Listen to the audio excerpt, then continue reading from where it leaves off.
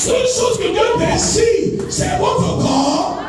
Le corps que vous avez là, que vous mettez dans le vol, que vous mettez dans la souillure, que vous mettez dans la fornication, que vous mettez dans le mensonge, c'est le corps là que Dieu veut utiliser. Même le diable veut le corps. Est-ce que vous savez que le diable veut votre corps là pour mieux pervertir le monde là? Le diable sait que vous qui êtes assis ici, vous êtes des champions. Il sait que vous êtes des champions. Mais vous pouvez devenir des champions pour Dieu. Ou vous pouvez devenir des champions pour Satan. Oh, regardez-vous quand vous étiez païens. Vous étiez les chefs de clique. Vous étiez les meilleurs buffeurs du coin. Vous étiez les meilleures meneuses des autres. Vous étiez les plus pervers. Vous étiez le gars qui réfléchissait et qui donnait les idées maléfiques, les idées tordues, les idées d'escroquerie. C'est vous. Le diable utilisait. Il utilisait ta force pour la bagarre. Dieu là, si tu étais violent, toi, on te pointait par le doigt, tu mangeais le doigt de quelqu'un, tu tabassais les familles entières. Oui, le diable voulait de ce corps-là pour faire le mal. Maintenant, Dieu, il est arrivé là et il a mis un terme au projet du diable. Il t'a libéré de l'envoûtement des démons, de l'influence des démons, et il t'a rendu ta liberté. Et il t'a dit maintenant, qu'est-ce que tu veux faire? C'est à toi de dire à Dieu, Seigneur, tu m'as sauvé, je te donne ma vie, afin que tu fasses avec ma vie comme tu veux. C'est pourquoi dans notre déclaration, quand on nous fait prier, on nous dit, fais de moi la personne que tu veux que je sois. Et souvent les chrétiens ne comprennent pas ce qu'ils disent. Ils ne comprennent pas. Ils croient que c'est une formule qu'on leur demande de réciter. Une formule pour devenir enfant de Dieu. C'est pas une formule, c'est un engagement, c'est une cession. Regarde, je cède le contrôle de ma vie, la propriété de ma vie à Dieu. Avant, je l'avais cédé à Satan. Maintenant, je la cède à Dieu. Quand je partais voler, quand je partais mentir, quand je partais me prostituer, en fait, j'avais donné, j'avais cédé mon corps au diable. Maintenant que je acceptais Jésus, je me sanctifie. Je dois donner à Dieu mon corps pour qu'il s'en serve. C'est le deuxième engagement d'un chrétien. Le premier engagement, c'est de donner sa vie à Jésus. C'est de sauver son âme. C'est de naître de nouveau. Après être né de nouveau, le chrétien né de nouveau doit s'engager à donner à Jésus. C'est pourquoi Romain dit, offrez-vous vous-même à Dieu comme des sacrifices vivants. Dans le Romains chapitre 6, il a dit, offrez vos membres à Dieu. Offrez vos membres à Dieu comme des instruments de sainteté et non des instruments d'iniquité. Quand vous étiez païen, quels sont les membres que le diable utilisait?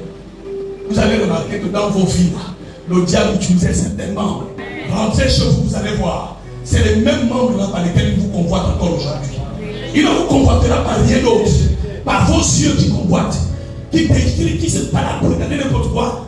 Il vous attirera toujours par vos pieds qui aiment les balades et vous amène dans les endroits. Il vous attirera toujours par la même sexualité là qui vous pique, qui fait des trucs bizarres. Toujours par votre bouche qui aime mentir et parler beaucoup, il va toujours passer par ça. C'est pourquoi pour que le diable n'utilise pas ça, vous savez ce que vous devez faire. Vous devez prendre ça et donner ça à Dieu. Amen. Si vous ne donnez pas à Dieu, la nature a horreur du vide. Le diable va vous regarder à distance et petit à petit va se rapprocher pour revenir prendre le contrôle de ceux qui étaient sa propriété avant. Et là, tu ne vas plus seulement mentir en tant que païen, tu vas maintenant mentir en tant que chrétien. Tu vas maintenant forniquer en tant que chrétien. Tu vas maintenant boire de vin en tant que chrétien. Tu vas maintenant aller dans les lieux bizarres en tant que chrétien. Il y a des chrétiens qui ont appris à nouveau à utiliser leurs membres pour se souiller. Alors que Dieu veut qu'ils se sanctifient et les lui offre. Voilà le mandat de l'église. On a beaucoup de personnes comme ça assises, mais très peu qui se sont offertes à Dieu. Très peu qui laissent Dieu se servir de leurs membres pour parler de lui, pour amener son nom, pour guérir les malades, pour délivrer les captifs. Qui va aller dans les hôpitaux, là où les malades sont en train de prier? C'est Maurice Obama. C'est le même qui doit te former. C'est le même qui doit te préserver dans la prière. C'est le même qui doit te... Regarde, c'est moi seul qui doit faire tout ça. Non. Dieu m'amène-moi, n'est-ce pas, pour que je t'attire toi. Mais mon Dieu, je t'ai délivré. Pourquoi tu restes assis ici? Tu restes assis ici parce que tu n'as pas encore compris pourquoi tu as été attiré ici. Dès que tu comprendras, tu vas aller faire ce pourquoi Dieu t'a mis à part. Dieu, c'était capitaliste. Il n'investit jamais à perte. Quand Dieu vient pour prendre quelqu'un, indépendamment des démons qui t'entouraient, indépendamment de toute la malchance qui est autour de toi, indépendamment de la mauvaise vie que tu menais, Dieu a quand même décidé de franchir tout ce que les gens disent de toi, tout ce que tu as fait. Il n'a pas considéré ça. Il est venu à toi et t'a pris toi au devant des gens qui étaient quand même un peu bien, des gens qui avaient quand même une bonne histoire, des gens qui avaient quand même un bon comportement, des gens qui agissaient quand même un peu bien.